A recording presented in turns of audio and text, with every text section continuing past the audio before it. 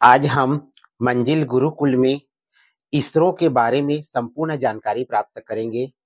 इसरो जो भारतीय अंतरिक्ष एजेंसी के नाम से जाना जाता है, जो भारत के द्वारा अंतरिक्ष में जिस प्रकार से भी जो है उपग्रह स्थापित किए जाते हैं, जो भारत जो है अंतरिक्ष के क्षेत्र में प्रगति कर रहा है, उन सब का माध्यम है इसरो।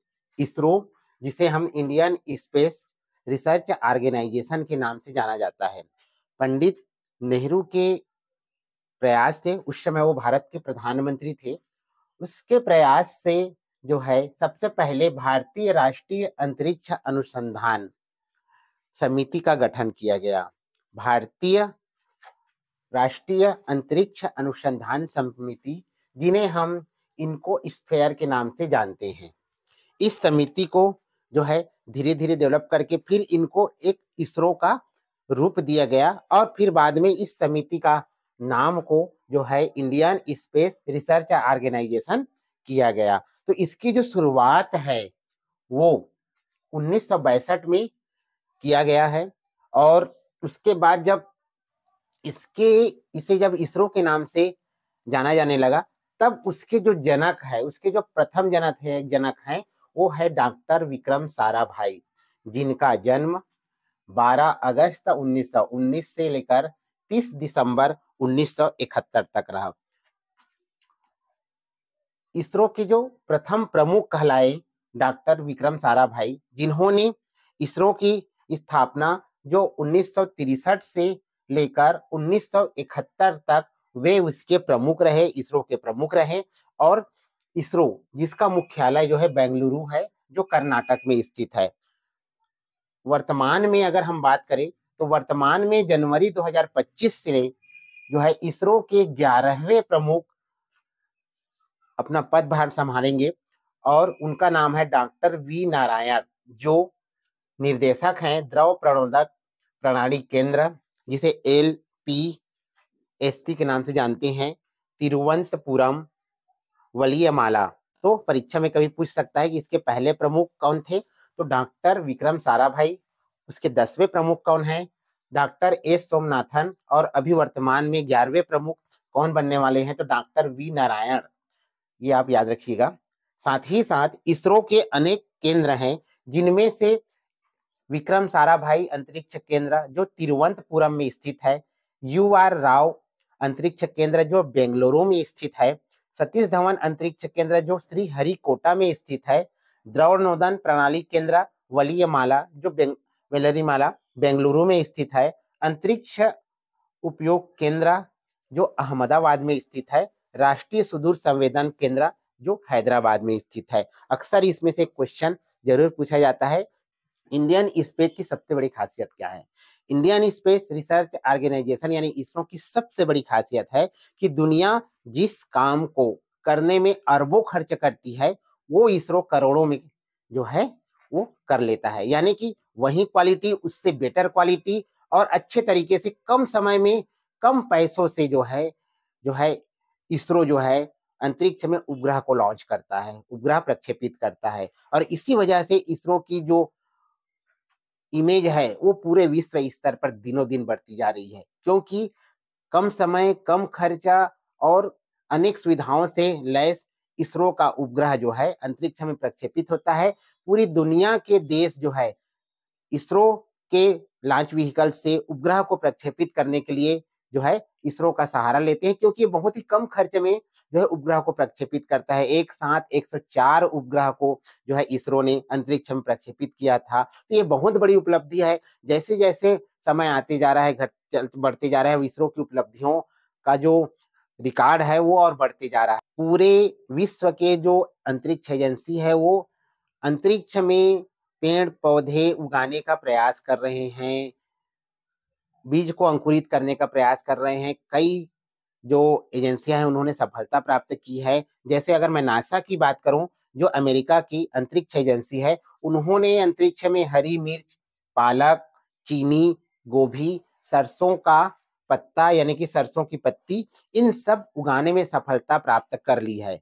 भारत भी इसके लिए पीछे नहीं रहेगा। भारत का भी प्रयास लगातार जारी है और भारत ने इस साल 2024 में कहें तो PM4 यानी अंतरिक्ष में उन्होंने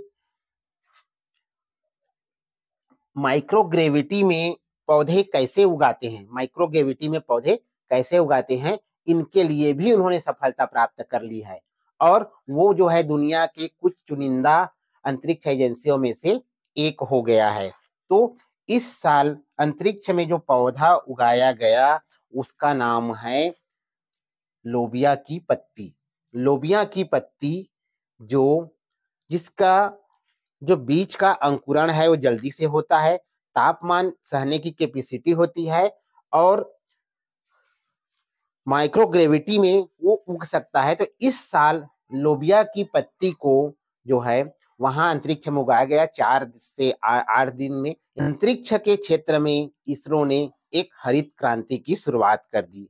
इसके पहले नासा के द्वारा कई उगाया गया था, लेकिन जो है भारतीय जो अंतरिक्ष एजेंसी है इसके द्वारा नहीं उगाया था।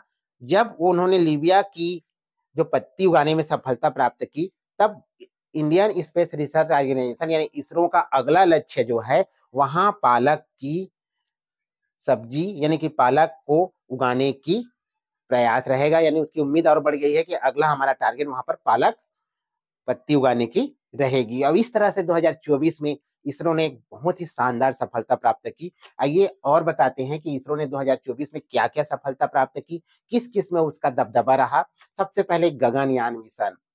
गगनयान मिशन जो भारतीय चालक दल को अंतरिक्ष में भेजा जाएगा, बहुत दिनों के बाद में फिर अंतरिक्ष में भेजा जा रहा है।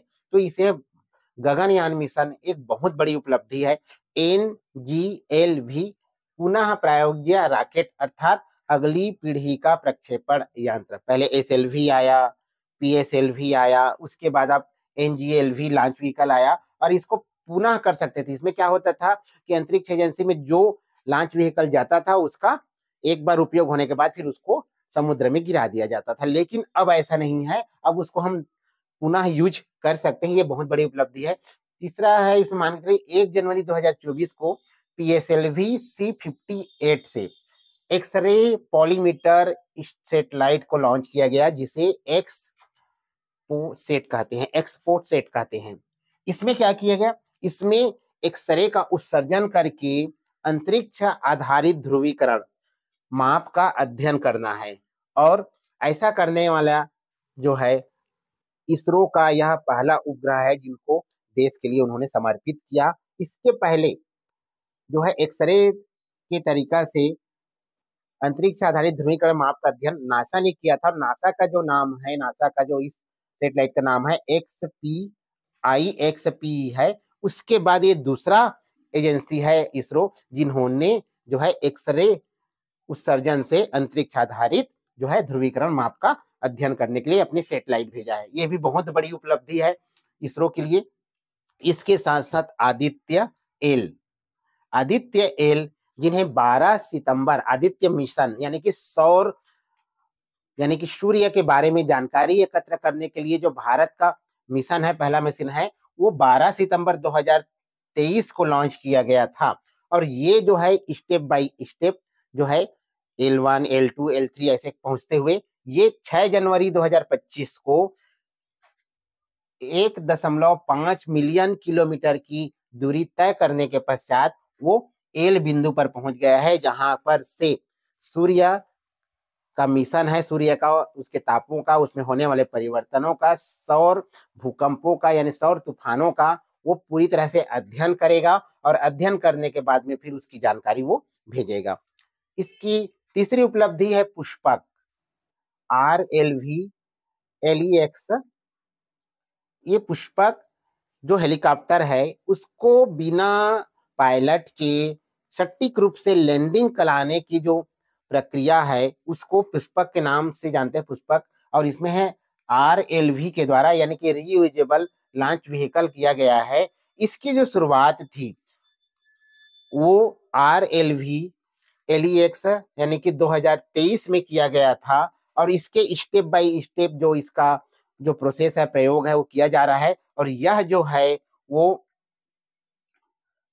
2024 में RLV यानी रिट्रीवेबल लॉन्च व्हीकल यानी सटीक रूप से करने का ऑटोमेटिक सटीक लैंडिंग का ये दूसरा था। और इसी साल 23 जून को भी इसका तीसरा जो प्रयोग है वो पूरी तरह से सफल। ये हमारे लिए एक बहुत बड़ी उपलब्धि है, क्योंकि बिना पायलट के हम कहीं पर भी जाकर अपना सॉफ्ट लैंडिंग करा सकते हैं। और इससे जो हमारे देश की तरफ देखने वाले जो आतंकवादी है उनको नष्ट किया जा सकता है। इसमें जो है पूरी तरह से ये लैस रहता है। अब आते हैं, ये था आपका अंतरिक्ष एजेंसी में। इसमें और थोड़ा सा आ जाता है, 2024 में सबसे बड़ी बात की गई कि चंद्रयान 4 मिशन को मंजूरी दी गई। चंद्रयान पहला मिशन था जिन्होंने बताया कि चांद पर पानी की मात्रा मौजूद है, जो बर्फ के रूप में जो है जमा हुआ है। चंद्रयान मिशन ने हमारे चंद्रयान में पहले है जो साउथ पोल में जो है उन्होंने लैंडिंग की है, ये करने वाले पहले देश बन गए हैं। उसके साथ साथ चंद्रयान 4 मिशन को मंजूरी दी गई है। अब तक चंद्रयान 1, 2, 3 तीनों में काफी सफलता मिली है। और उसके पश्चात चंद्रयान 4 को मंजूरी दी है। ओम यानी कि वीनस ऑर्बिट मिशन, वीनस के बारे में जानकारी करने के लिए वीनस ऑर्बिट मिशन को भी मंजूरी दे दी गई है 2024 में इसरो के द्वारा। स्पाडेक्स यानी कि स्पेस डॉकिंग एक्सपीरियंस, अर्थात इसमें क्या है कि दो छोटे छोटे अंतरिक्ष यानों के मध्य पावर को ट्रांसफर करने के लिए जो है उनके मध्य जो है स्पेस डॉकिंग एक्सपेरिमेंट्स करने के लिए, साथ ही साथ पेलोड संचालन करने के लिए, इसका दूसरा उद्देश्य ये है के लिए जो है स्पाडेक्स को जो है मंजूरी मिली है। और ऐसा करने वाले वो अमेरिका, रूस और चाइना के बाद में भारत जो है चौथा देश है जो छोटे छोटे अंतरिक्ष यानों के बीच में डॉकिंग जो है एक्सपीरियंस करेगा, डॉकिंग व्यवस्था करेगा, स्पेस डॉकिंग करेगा, जिसमें इन दोनों को जिसके पावर का ट्रांसफर किया जाता है। तो इस प्रकार से 2024 भी हमारे लिए बहुत ही सराहनीय। जब से हमने इसरो लॉन्च किया है, जो पंडित नेहरू की देन है, उसके दोस्त विक्रम साराभाई के आपसी संयोजन के बाद में जो ये लॉन्च हुआ और ये धीरे धीरे करके इसरो का रूप लिया। और आज इसरो जो है दुनिया के सबसे टॉप अंतरिक्ष एजेंसियों में से एक है, क्योंकि इनका काम सटीक है, इनके हर कामों में विश्वास है। और ये जितने भी अभी लॉन्च कर रहा है वो जो है सफलता की ओर जा रहा है। इसी वजह से इनके सफलता का प्रतिशत जो है सबसे अधिक है। और इसी वजह से पूरी दुनिया इसरो को जो है उनकी प्रतिभा को और उनके द्वारा किए गए कार्यों को सराहना करता है। यह वीडियो कैसा लगा दोस्तों जरूर बताइएगा।